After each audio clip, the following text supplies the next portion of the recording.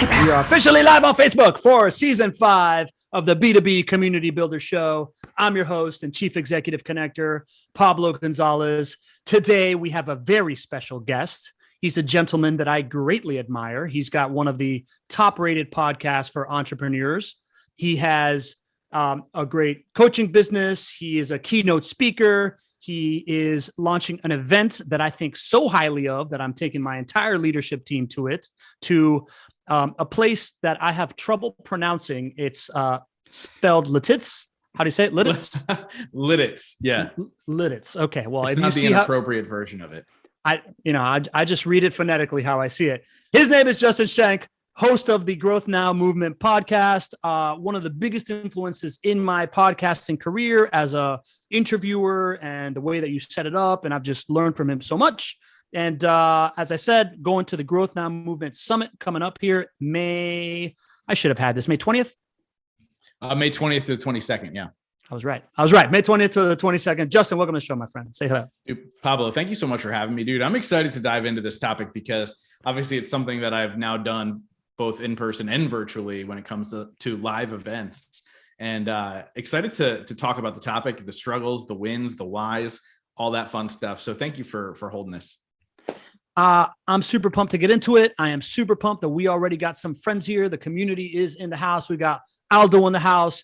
Don is back. Don is checking in from Costa Rica. Let me know where y'all are from here in the chat, please. Stacy Dobis. Hello, social people. Nice to have you, Stacy. We got Rowan in the house. We got my boy Gareth Beverly, one of my friends from high school that's like British, and now he's up in the UK, and we've reconnected. Thank you, social media. We got Jakob, my co-bro. I think you know Jakob, right? Like he's in the Brian Bogert universe and friends with us. We got Mark in the house. Check in. Let us all know where you're coming from. Heartland, Michigan. Nice. I don't know where that is. Aldo's checking from Amsterdam. All right. Welcome, Aldo. Gareth is in Annapolis right now, back to London. Gareth's like a drone expert around the world. So I wouldn't be surprised if he's like consulting at the Pentagon for like UAVs or something like that. That's Justin. crazy. Yeah, man, let's kick this thing off, dude. So many things that I can talk to you about and I have in the past. You've been a past guest. You are returning triumphant here.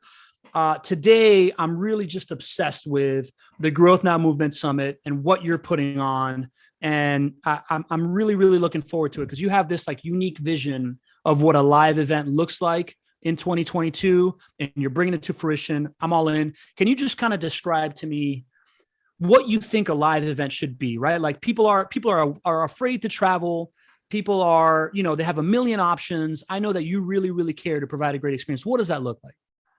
Yeah, man. And I think you hit it on the head by saying an experience. It's not, when you think about my event, it's certainly not a boring conference. It's not sitting in a hotel room and waiting for the speakers to be done talking because you're just bored out of your mind. It's about the experience from the second you walk in the door to the second you leave. And I'd like to call it a 1.5 day long rock concert for entrepreneurs and forward thinkers and people looking to grow in the four pillars of their life. And honestly, it all comes down to the details, right? Like, what does it feel like in that room? What's the music like? What's the lighting like? What are the speakers bringing to the stage, right? The energy that they're bringing. And then more importantly, are you giving opportunity for the people to connect and to really begin to build community, right? And I think I said this when we spoke last time, but live events are great. And people go and they're like, hey, I'm going to learn how to do this, or I'm going to learn this. I'm going to grow my business. I'm going to grow, live a happier life, whatever the case may be. But the reality is, you don't really remember so much of what's said on the stage because you're pumping people with content. But what they do remember is that experience you give them. And then the relationships they're able to curate there is what they really take to the next level. And so for me, an event is really the opportunity for humans to of course, learn, but to also grow, connect, and build whatever it is they're trying to build beyond that day. And the only way you do that is by, having people be able to connect and help each other along their journey, because we can't do anything alone, right? You've got partners, I've got partners. We don't ever do anything alone. And so why not curate the room for people and also have a kicking good time the whole time too. I've never said that in my life, a kicking good time. I think it's because I'm talking to you. Like that's something you would say, but yeah. I bring the kicking out of you. All right, man. Well, speaking of curating the room, Cameron is here. Good to have you back, Cameron. Lori, I'm so happy you could join us. Lynn's Florin, my boy, he's here as well. Welcome, welcome, welcome. I want to dive into how you do that, right? How you curate an experience like you were mentioning, and how you enable connection and what you're talking about. But I think we'd be remiss without talking about, you've had your teeth kicked in by events, right? Like your first company, you wanted to launch an event. Can you kind of tell me a little bit about your first time trying to launch an event and what you learned?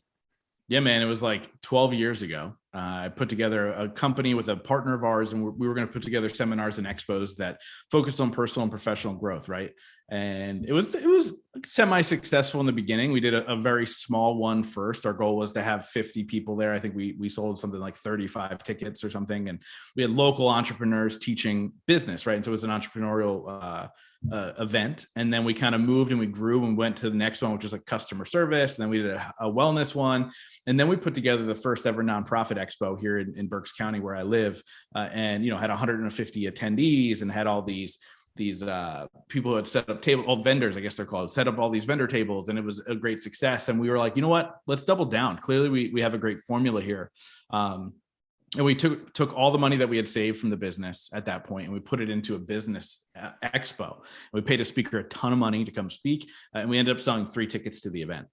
And obviously that shut our doors, right? We stopped doing it. We're like, you know what? We just kind of tapped out, and we're like, this clearly isn't for us. Now, this is before social media was ever used for any kind of promotion. Like I was on Facebook, but you didn't use it to like blow up your business. You didn't use it to build connection. You were just there to connect with old high school buddies, right? It was a different platform then. But the reality is I didn't know or didn't think I would actually get back to live events. And then what ended up happening was I built this podcast that happens to get played all over the world. And that fire was burning to bring people together. And the original idea behind me doing a live event now was that I had this great opportunity to connect with some of the world's greatest thought leaders, entrepreneurs, celebrities, and it changed my life. It gave me a roadmap to find happiness, fulfillment, build a business, do all these things. And I go, well, most people don't have an Inc. magazine top-rated podcast, but what if I could give them the opportunity to not only learn from, but then connect with these individuals that have touched my life in such a meaningful way. And so that was the original idea behind Growth Now Movement Live, which I did in 2019. It's been rebranded now into a summit, but that was the original thought process. And then I said, if I went to an event, what would I want? And it was fun, right? It was entertainment. It was music. It was shorter keynotes, right? Nobody wants to sit and listen to an hour-long presentation. So majority of the speakers are about 30 minutes because I have an ADD brain. And so I'm not paying attention for more than 30 minutes anyway. But then also the opportunity for people to connect to the VIP welcome party and the after party and in betweens, right? A good friend of mine, Terry Weaver, who also spoke in 2019, always says the magic happens in the margins. And so we create that opportunity for people to connect and build relationships through creating these social experiences that are fun. And obviously these speakers who I bring in purposely are very vulnerable and open. And so am I, right? And so I feel like when the speaker from the stage is vulnerable and open, the people in the audience feel like they're given permission to be vulnerable and open. And what happens when you're vulnerable and open is really, really good, meaningful connection. And obviously then COVID happened and we switched to a virtual format. But thank God, finally now in 2022, we can come together again as human beings and hug and high five and be able to come back together and really level up our lives. You mentioned a couple of things in that story that are kind of like key to the strategy that I see you executing on this event. And I want to hit on that. But first, I would love to hit on the idea. I care a lot about what content does for your life, right? Like what the idea of having a podcast, being able to connect with people is like the ultimate networking tool. And the fact that you started with a podcast that now can lead you to this like ideal of a life event because you were able to connect with these people. And now you're like, you want to bring them all in one place.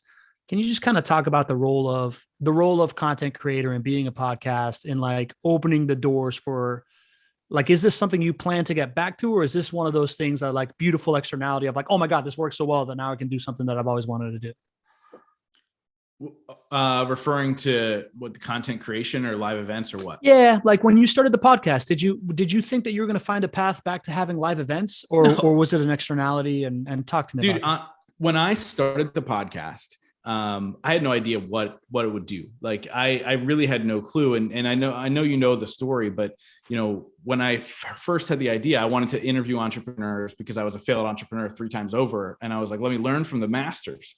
And then obviously that rock bottom moment in my life when my mom passed away completely shifted my mindset to be what it became, right? Which is about, finding fulfillment and finding happiness even in your rock bottom moments. And that's really what the show became about. But I had no idea anybody would actually tune in. I didn't know this would be a business. What I thought this was going to be was a potential platform builder for people to potentially know my name, and I'll start getting asked to speak at different events and do all that stuff. And now that has happened, but I never thought ever I would be putting together my own event. I didn't know people would listen in 100 countries every single week. Like what's weird, what's happening in the world right now, I just got a notification. I'm ranked like 24 in Russia out of like all podcasts. So I don't know what's happening. If I said something on the show that they started sharing it out in Russia, but there's a massive boost there. But when I look at what it's become, I had no idea that I could have the opportunity to do a live event. Now, live events and bringing people together has always been a passion of mine, but I also saw when you didn't have an audience, how impossible it was or how difficult it was to do your own live event. And so when I built this audience, it kind of creeped up in the back of my head. Could I do this? Is this possible? And the scariest thing I did was back in 2018, when I finally decided I was going to do this event in May of 2019. The scariest thing was going live on Facebook and telling people I was doing this. I had no idea if anybody would buy. Secretly, I'd hoped that I would announce it once on the podcast and it would sell out overnight, but that wasn't the case. I announced it on Facebook. I think 13 people bought tickets that night. And then by like 2 days later, like 50 tickets were sold. And then it just kind of like stalled out. And then I started to learn, okay, even if you have an audience, there's still a lot of work to be done. And I really learned on the go. It was like one step at a time, bro. I'm a solopreneur, as you said in the description of this. I don't have an events team. My family literally worked the ticket booth or the registration tables, and they were the ones putting the chairs on and off the stage for my event in 2019. This was really about like, let me figure this out grassroots on how to do it. And I'm sure I messed up along the way, but at the same time, I had 160 people attend the first one. It was sold out. The goal was 150. And it was a great success, but it was a lot of hard work and dedication to making sure that I did everything possible to fill that room in order to honor the speakers that were doing me a great favor by speaking. Yeah. I love that. I love that story, man. Like an audience never hurts, man. Right. Like having an audience is access to other things. It's almost like having like a big bank account, right? It gives you options, but it didn't end there. Right. And I love bringing you on, man, because you are a solopreneur. And while you have this great, kind of like casino piece of an audience, you're pulling this off all by yourself. And like you said, the first sale, the launch gave you 50 tickets. After that, it was hand-to-hand combat style. So like, I want to get into how you pick speakers and how you get them in. But first, I would love for you to tell me what you've learned as far as like getting butts into seats, right? Like I would imagine that somebody here, like Cameron, who wants to launch an event, and Linz, who's in for a kicking good time, whenever you want. How do you start getting butts in the seats? What does it take to get people to show up? Yeah, it's one person at a time. I had a talk with Chris Kremitzos, who runs Podfest. As you know, it's like the largest Podfest or podcast convention, around 2,000 plus attendees every single year. And so I was like, I need to pick this guy's brain. Found out he's done over 400 live events in his career. So he's the true live events master. And I was like, dude, can you chat? I'm not selling any tickets. I don't know what I'm doing. And he's like, yeah, sure. We hopped on a call and he goes, what you need to do is you need to plan out having one conversation a day that you feel is going to move a ticket for you at any level. And he goes, and at that point I was about 90 days out. And he goes, do you want to sell 100 more tickets? He goes, you need to have a conversation every single day, if not more than one conversation. And so I began to have those conversations, and people I thought would be great to be in the audience, I'd reach out to them and say, hey, you should come to my event. If you want to hop on a call, let's do that. And so that 9 times out of 10, they'd said yes to the call. And then I was just started closing them. And then as we got closer, you notice, ticket sales start to flood in a little bit again, because people wait for the cooler things to happen. But with that being said, it was literally like one conversation at a time. And what I realized in this process, right, to humanize this whole entire thing, people are very special. Every single person in the world, these people that are hanging out and watching us talk, they're very special. You're very special. Every single person who comes to my event is as special as the people that are on the stage. And they want to feel like they're special. And so if it takes a conversation in order to get them in the room to an event that I feel could transform their lives, I'll do that. I'll have that conversation. And as a matter of fact, I talked to some people that I ended up saying to them, yeah, this might not be an event for you. And that's okay. Because for me, it's really about transformation. It's about giving people the opportunity that I've had over the last 6 years with the podcast to be able to grow and learn and connect and do all those things. And so I just took the time out to reinvigorate the idea that every single person who hits play on my podcast, every single person who I'd want to come to my event as an attendee, they're as special as anybody else on this planet. And so what I did was it re-engaged me into the idea that I'm in the human business. I'm not in the business to make a ton of money. I'm not in the business to be the most popular podcaster in the world. I'm in the business to connect and to help people. And so if that takes 1,000 conversations to have 1,000 tickets sold, I'm game, because I know those people are special enough to have that conversation. I think you're striking right at the key of why I'm such a big fan of yours, man. Like I like that idea that every man I meet is in some way my superior, and in that I can learn from them is another way to say everybody's special, right? Like, treating folks and seeing them and having their best interest in mind at the end of the day will always win. When you started planning out, when Chris told you that, what was your move? Was it just like, email my entire list who wants a phone call with me? Did you go on Facebook and start DMing? Like what's the grassroots effort kind of like look like to set up the 60 days of conversations? Yeah, man. So I have a pretty decent email list, and I didn't really start using it until COVID. So I didn't even think about sending out an email and say, hey, if you're interested in hopping on a call, do this, but I should do that. That's actually genius. So with that being said, it was all through Facebook. I would literally scroll and I go, that person needs to be there. Let's shoot them a message. And I just hit them, hey, how's everything going? Blah, blah, blah. Obviously I have this event coming up, and I was just thinking about some people that would really enjoy it. And I thought of you. If you wanted to hop on a call and talk about it, let's do it. Right. And now keep in mind, these aren't the tickets that I sell are not $5,000, not $2,000. And sometimes these phone calls would be an hour long, and the tickets at that time were like $97. And so it was really about focusing on that impact and going with a gut feel of like, this person would be a good person to have in the room. As a matter of fact, I had attendees in 2019 who are on the stage in 2022.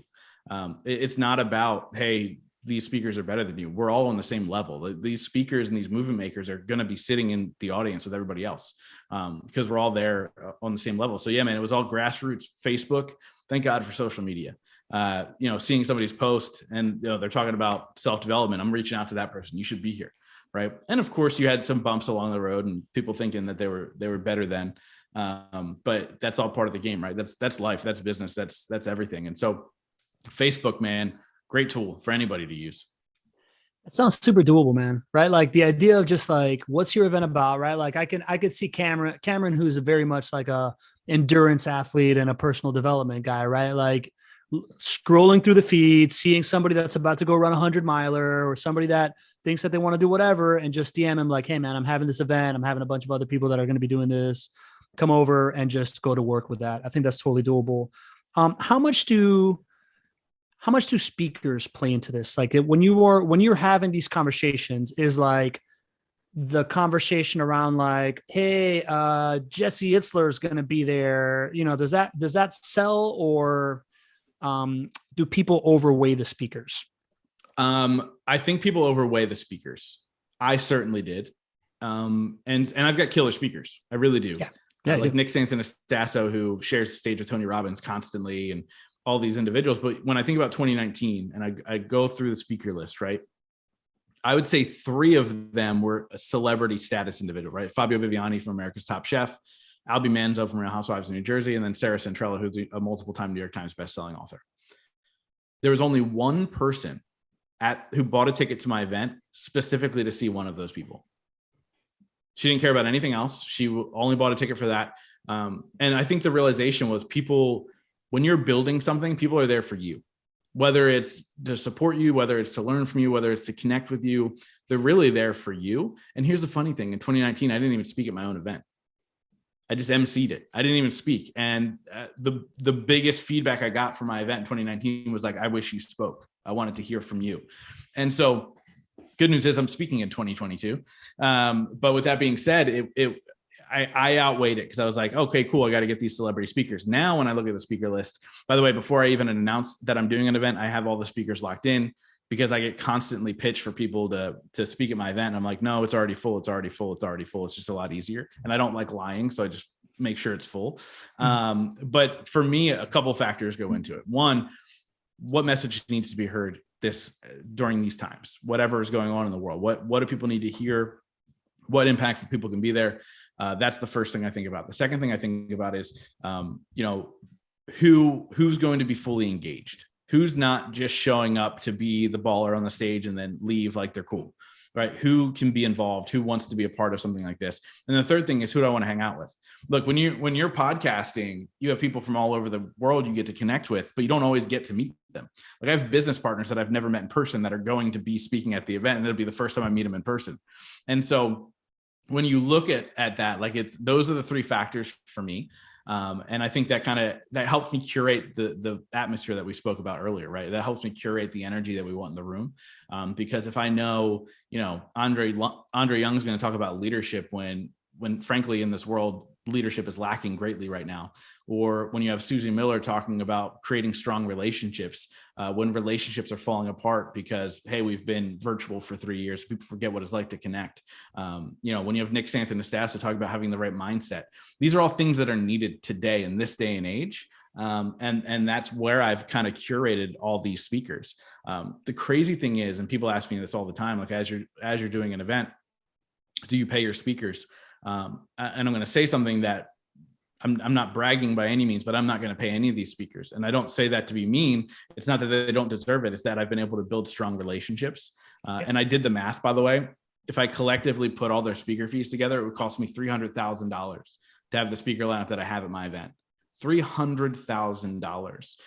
And this is the power of relationship building. Some of these people I've met at events, some of these people I've met through podcasting, some of these individuals I've just built friendships with over time because there's a couple of local people.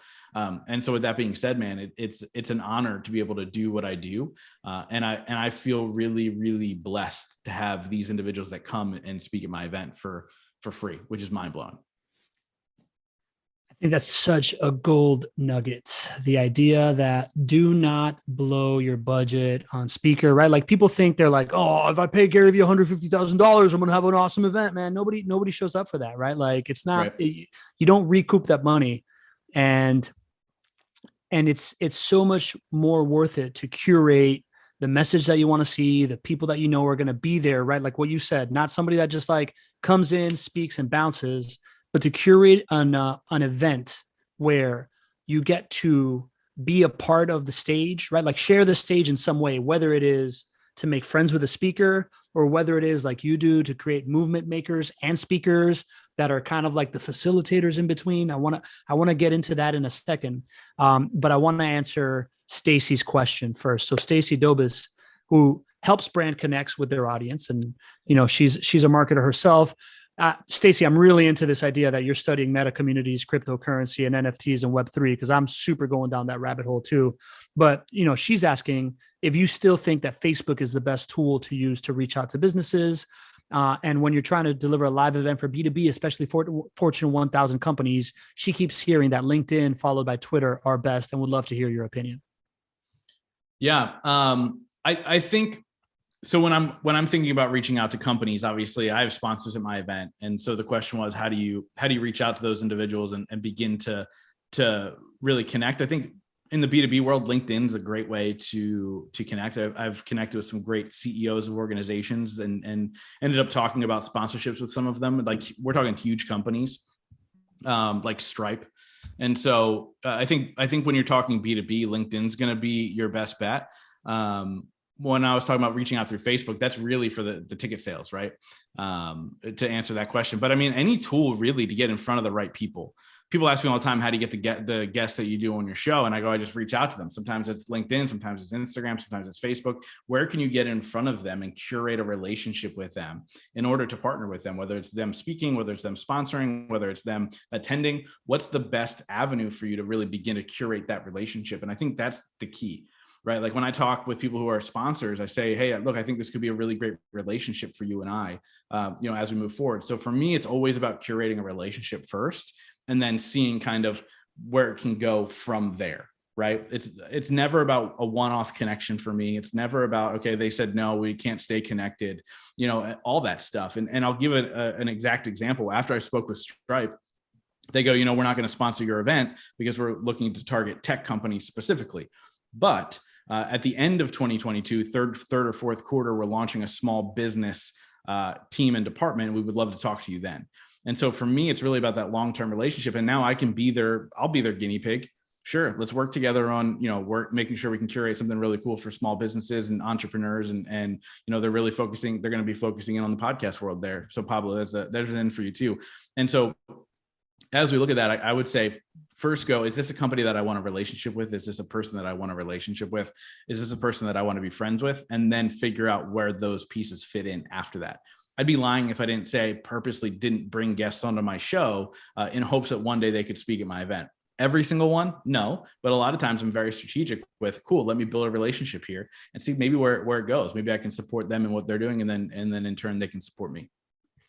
I think my favorite part of what you just said there is what our number one core value is for my company, which is be relationship driven over transactional driven, right? Like, and that at the end of the day pays off because you're not just going to the till to get some cash out. You're just kind of like investing in something and hoping that it compounds in the long term. And if I can give a little bit of advice, Stacey, I think a lot of what Justin is also saying is that the context matters, right? So whatever your event is doing, I find that on Facebook, my business content doesn't do so great there, but the people there have known me for a long time, right? Like the cross section between like my mom's best friend and the person I met at a conference a week ago, when something resonates there, you get something really, really going and you're able to have, it's kind of seen as a more personal relationship. So maybe one-to-one sales with your network that works. I think Twitter, LinkedIn can definitely work, is probably better for identifying, who is kind of in that space and then start to build that relationship. But chances are that if they're friends with you on Facebook, they actually know you and whatnot. While if you're reaching out from a brand, maybe LinkedIn is the more appropriate channel, or even better, the communities that you can be a part of, right? Like I know that whether it's Facebook or Mighty Networks or LinkedIn, I know that if I'm dropping something into DGMG, which is like this marketing group, I know that I get much higher response rates and more social validation because you're like closer connectivity to get to the point where they actually trust you to like pay money to go somewhere. While like if you're tweeting at somebody, you're probably just like trying to get on their radar and get a shot at building a relationship, right? Yeah, 100%. Yeah. Cool.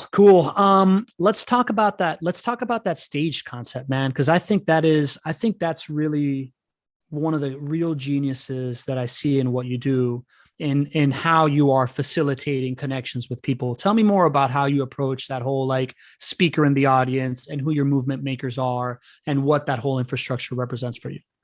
Yeah, like I said, these are individuals that I've just built really good friendships with, and we've supported each other in many different avenues. And so it's real simple. I say, hey, here's what I need. Here's what I need from you.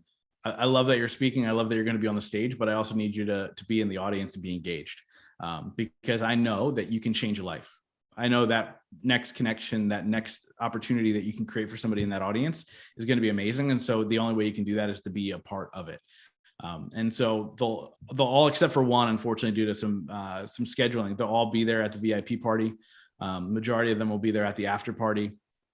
And so for me, it's really about just asking. Right. I think you'd be really, really surprised, especially if you build a relationship with somebody,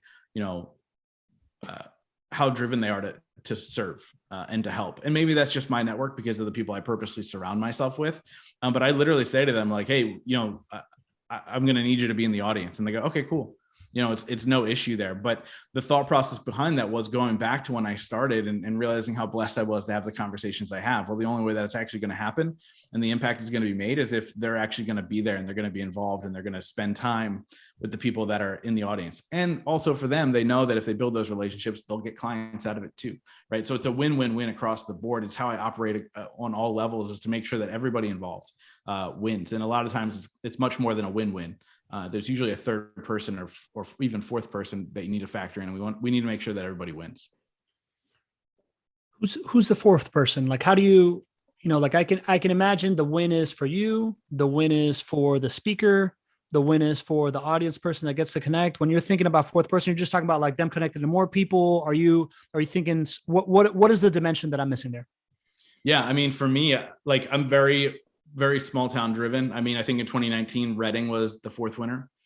Being able to hold, that event in my hometown, we're 30 miles down the road now, unfortunately, but that was just due to logistics of event space. So I think the fourth winner was the town of Reading. Like I literally opened up the event saying, welcome to the new Reading. Like the opportunity that something like this could be held in a town like that. I think that's a huge win. But as you think long-term, like if a speaker or myself to connect with somebody and we say something from the stage that changes the mindset and that person goes home and they change their home's mindset, and then that changes the neighborhood's mindset, that changes the world's mindset. So there's always more winners beyond. As long as you're truly impact driven and purpose driven, the impact goes far beyond that one ear that happens to hear you, right? And so everything that I do in business, it has to be impact driven. It has to help elevate individuals' messages. It has to help elevate these life-changing things that so many people have to say. And so it's always a hell yes for me if it really helps kind of multiply that. And I always think long-term beyond just that one person, right? If I help a client, they're not hearing from me, but they're hearing from that client who then is changing that life. And so as long as that impact is going down the line, everybody wins. Man, I forgot one of the other reasons why I was such a big fan of you, man, why I am such a big fan of you, right? Like this idea of community impact and seeing beyond your boundary, right? Another one of our core values is that we play the infinite game at my company. And the way that we describe that is we think beyond the boundary of the project, the boundary of the interaction, the boundary of the relationship, right? We think long-term. And the idea that you have the audacity to try to put your town on the map is awesome. And, like when I extrapolate that, and if, maybe, like, Linz is from LA. He's not doing LA any favors, but maybe there's like this one venue that you really want to put on the map, right? Like maybe there's this one thing that you want to get discovered because you're bringing the attention of 50 to 100 people, right? Like there is an extra bit of burst that comes with serving some kind of like noble purpose that's beyond like the first thing that I think works really well. And to think of it on the horizon that you think of it, I think ensures for great intent, and a great intent will generally, help you do the extra things that'll make an event blossom. Man, I love that.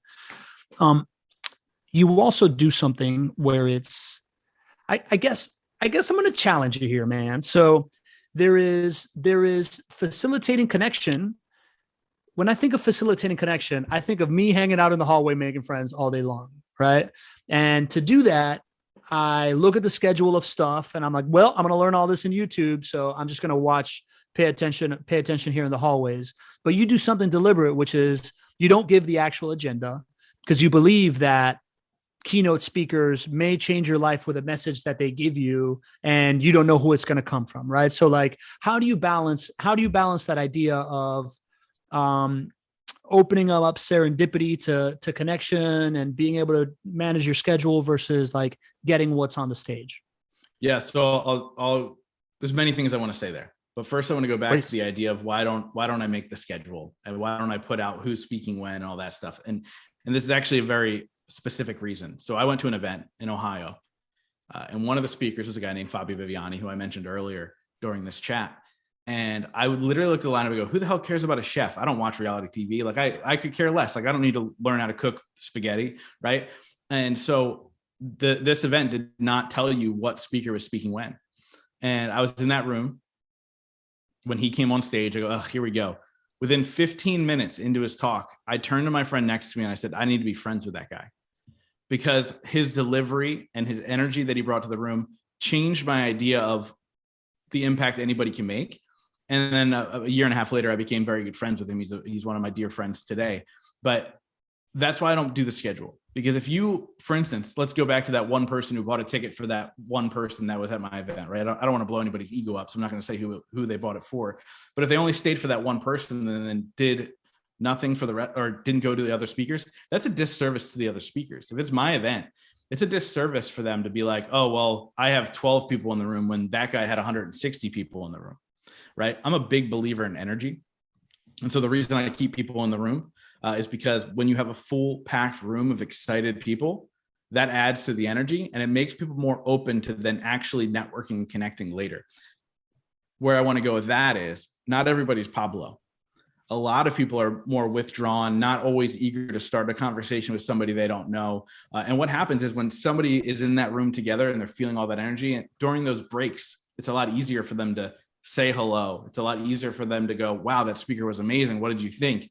Right. So it creates that opportunity. And then I purposely have the going away party and the VIP party to curate hours of time where it is just networking. It is just getting to know each other. It is just building those relationships. And the schedule is perfectly set up in order for them to do that. Friday is a half day, with even in that half day, there's 3 hours of free time for people to network and connect. Right. And then being in that main stage, in that main room, it's about creating the energy for those people to feel comfortable to then go all be Pablos in order to grow and connect and make the connections that they need to make. That's a rock solid answer, man. Like you answered that better than I imagined. And I was a little bit nervous putting you there. So really well done. I like the idea of intentful energy harvesting, managing people's energies. You and Brian Bogert talks about this a lot, like transferring energy to people, and the idea that you can like nuclear reactor it all in one room and then boof, have like the planned moments where you can now let people feed off of that, and it eases it a little bit when they're not social savages like I am. That makes a lot of sense. For the record, I would buy a ticket just to watch Andre Young speak. Just saying, just a good looking man, great speaker. Okay, cool, man. So I like that a lot. So then what do the planned networking times and planned connection times, what does that look like? Are there activities? Is it just booze and let it go? Like what's the move there?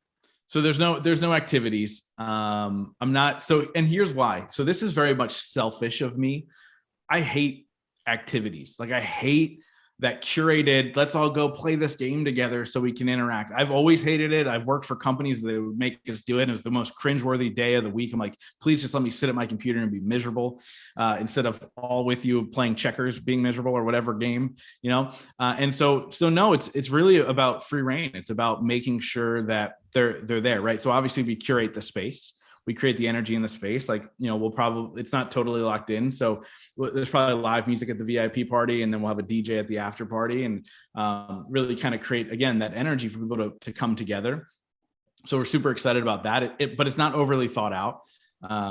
There's obviously booze. If people want to do that, that's up to them. I would say in 2019, it was about 50-50 split. 50% of the room got a little tipsy. The other 50% didn't even drink a sip of beer, right? Or whatever their drink of choice is. And so, the reality is the curation of those networking times starts from the very kickoff of the event and ends at the very end of the event. And then hopefully they continue their connections beyond that. Just from 2019, I saw, masterminds get built together. I saw a podcast get launched together. Like these people met these individuals and they started doing all these things together. I think a business got launched from it. I think a relationship started. And so the idea that if you create the right energy, people are going to then get drawn to each other in the time that they're supposed to. And this is very spiritual woo-woo, but it's the reality of how we are. We're all energy, right? We're all some sort of energy, neutrons and electrons and all that stuff. And so as long as you shake that cage enough, they'll get drawn to the right people. And so no activities. I'm sorry to say that there probably won't be karaoke.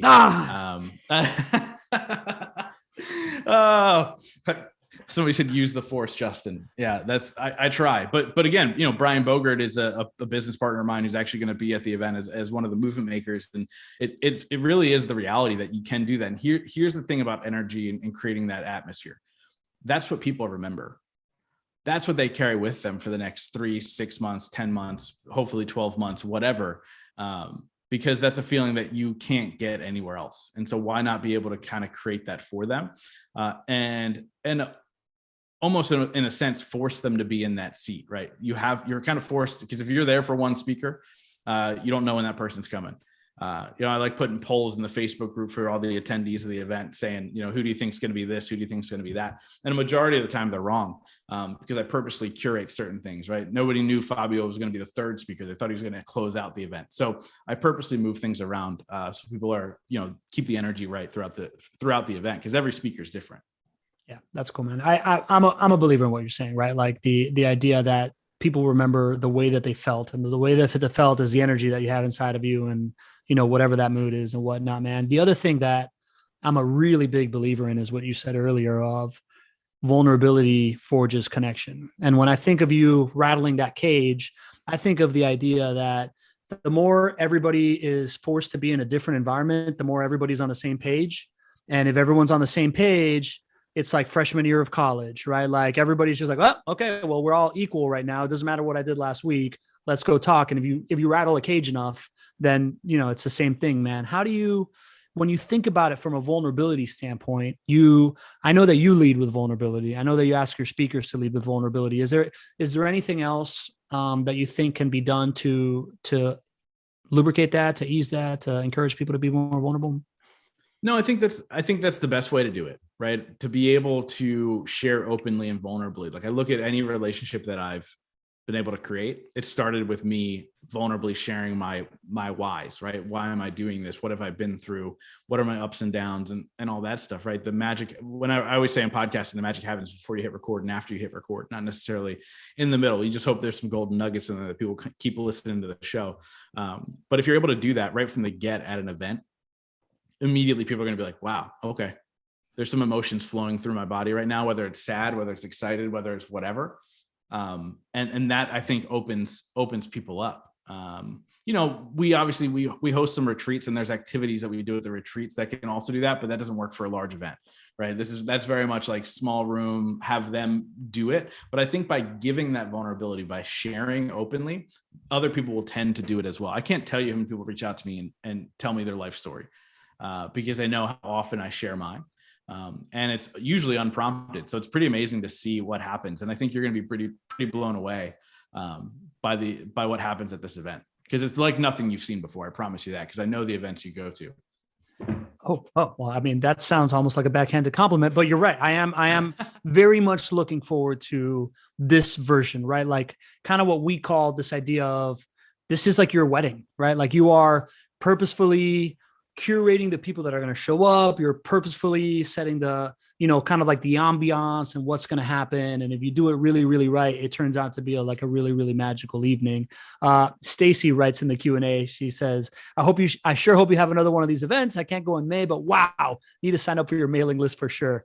Stacy, listen, man, I put in the chat Justin's podcast. I can't recommend it any higher.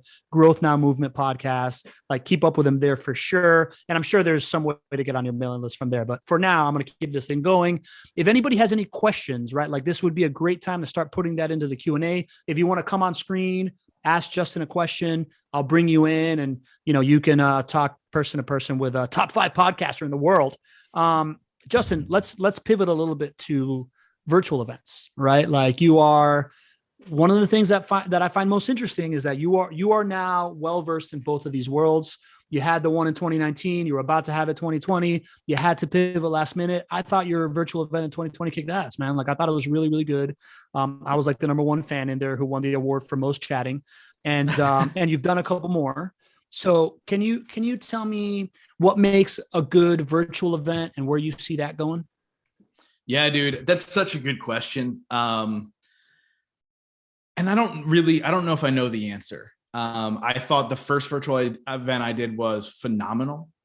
It turned out really well. The feedback was absolutely incredible. The chat was blowing up. Obviously, you're a big part of that. We did some cool things. We had is that when we did the happy hour with Mike Kim? Was that the first one or the second one? Yeah. We were able to, like, my whole, again, going back into how do I create an experience for people? I don't want people sitting at home going, ugh, another damn Zoom call, right? We were already so far into the COVID thing by the time I ended up doing that. I didn't want to be just another boring event. So I would say, I'm going to say 2 things. First, I will say, if you're going to do it, get creative. Don't just be like any other event. So whether that is how you're presenting yourself, make it look a little bit different, have it flow faster. If you're going to do it live, like I did, do all that things, mix up the speakers properly, right? Like the flow is very, very important, right? When I think about my event, you're going to see a keynote speaker, a panel, a keynote speaker, Q&A, this, that. So I purposely situate it so it's not the same thing over and over and over again. I did that virtually as well. So I would say if you're going to do something virtually, get creative, create an environment that people feel like they're in a room. And I think I did a really good job of that the first time around. The second time around, I did another live one that I something was off and I don't really know what it is. And this is why I say to you, like, I don't know how to properly do it. Right. I mean, the engagement was pretty good. The energy just didn't feel right. Like maybe it was just, I wasn't that excited about it because I was just so over the virtual world by then. And so now I'm going to answer what people should do. Number one, you shouldn't do it live. I think pre-recording is the way to go. I just spoke at an event on Saturday, but I was actually just hanging out when I was speaking at this event, right? So I had pre-recorded it. Now they had some live interaction from the host of the event, but I was able to speak virtually, but it was recorded. So I think that's huge. I think it's easier for people to consume it. And I would say go shorter. Like my 2 virtual events were 2 days long, where I think virtual events need to be a half day. I think a half day at most, 1 full day, but have it flow very, very rapidly, and then make it super affordable. The second one I did was actually free. Maybe that's why it wasn't that great. Maybe you shouldn't do it free, maybe just super affordable and then create that experience. But I like the pre-recorded aspect now. And then if you want, have the speakers chime in. Like I spoke at a virtual event where my talk was pre-recorded and then I came in and did a live Q&A. It just makes it easier when you're doing it on the back end. There's so many logistical things and whether tech doesn't work or does work. Apparently I was blurry in my opening keynote when I did the first one and I didn't even know it. Thank God nobody put it in the chat because I would have been lost. But like, those are the things you can't control. But if you pre-record stuff, it's a lot easier to kind of control the flow and give individuals what they're looking for. But I think the experience is really big, and then give them an opportunity to watch the recordings later, because not everybody's going to be overly available to just sit in their house and watch. And so if you're going to do something free, I would upsell into like, hey, you can have access to these things later if you would like, and upsell them into that. So that's my thought process around it now. I will pre-record anything going forward if I do it virtually. It's just so much easier because the stress level was so high. And then to not have the human interaction in person made the stress level almost not worth it, right? Like there's stress with a live event too, but then I get to get together with all these amazing people at the end of all the stress, and I get to decompress and get to, finally connect, where you can't really do that virtually. Hopefully that answered your question. Yeah, definitely, man. I think a lot of good tidbits. I would have never thought that pre-recording would be better, but it makes a lot of sense that at the end of the day, the energy can be the same. You allow them to like produce. Like I went to like a really good virtual event by Terminus, and it was this like super like energetic, like well-produced things. And the speakers were in the chat, like hammering away. And I had a huge takeaway from your first virtual event. And it was the idea that normally when I'm at an event, I always have this like conundrum of I want to listen to the speakers, but I really want to make friends with everybody. So I always miss the speakers. While like at a virtual event, I was able to listen to the speakers and jab away on the chat and make friends with, like I got a call with Anthony Trucks the next day, yeah. which plus I made a bunch of other friends, right? Like I had somebody from that event on my podcast because I was like, oh, this is a cool story. So yeah, man. What about, Gareth has a question. Jakob has a question first that he put in the chat. Jakob, you're supposed to use the Q&A, buddy. Yes. And this might just be a quick no, right? But like, do you have any experience with events, or have you looked into metaverse, Web3 events, any of that stuff? No, man, I don't know. I'm a late adopter to all that stuff. I've had a couple NFT people on my show. I don't own an NFT. I don't own Bitcoin. I just feel like I'm a late adopter to so many different things. Yeah, so I haven't looked into it. It kind of creeps me out, if I had to be totally honest with you. There's little 3D structures of us. I don't think it's the event space for our generation, but I really do feel like it can be powerful for the next one. Like I see, my girlfriend's son and how he wants VR so bad and wants to be in that screen universe all the time. So yeah, I mean, I think there's something cool there. It's not me. Yeah. Quick tangent. I'm becoming kind of obsessed with Web3. I'm like a tech idiot, right? Like I like people. And I'm becoming, it's starting to hit me. I'm like, you know what, man, I saw Web 1 happen and people get rich, and Web 2 happen, people will get rich. It's like Web 3 is coming. It's going to be huge. I'm at the peak of my powers. How do I get wealthy off of this thing? And I'm really thinking about the one thing that I don't see is like business in the metaverse podcast, right? Like I think I'm going to start that just to network my way in, kind of like Andy did with his, like my first NFT, but like business use cases of people in the metaverse, I think is really interesting. That's it. This is not about me. This is about you. Gareth Beverley, he has a question. Do you mix in virtual networking and any pro tips for that. And I'm going to expand that question to virtual networking and also any pro tips for actual networking at events that you've seen that brought people together. Yeah. It's a great question. I don't know if Pablo's probably the guy to answer this question more than me. But like Pablo is the networker. I'm not the greatest at networking, even though I've done it for so long. Maybe I am. Maybe I'm just naturally whatever. I mean, if I had to give any kind of tips on networking, I would lead how I lead all my conversations, or I would end the conversation by saying, let me know how I can support you. I think people try too hard to get what they need to get out of every single connection that they're trying to make versus what can I give to every single connection I'm trying to make. Like people ask me like, how are you friends with Ed Milet? And how are you friends with Trent Shelton? And how are you friends with Gabby Bernstein? And well, it's because I don't ever ask them for anything and I lead with giving and I figure out how I can give to them. If you want strong long-term relationships, just give. The rest is going to take care of itself, right? Virtually, I feel like I tried to do the networking, speed dating networking virtually, and that failed miserably.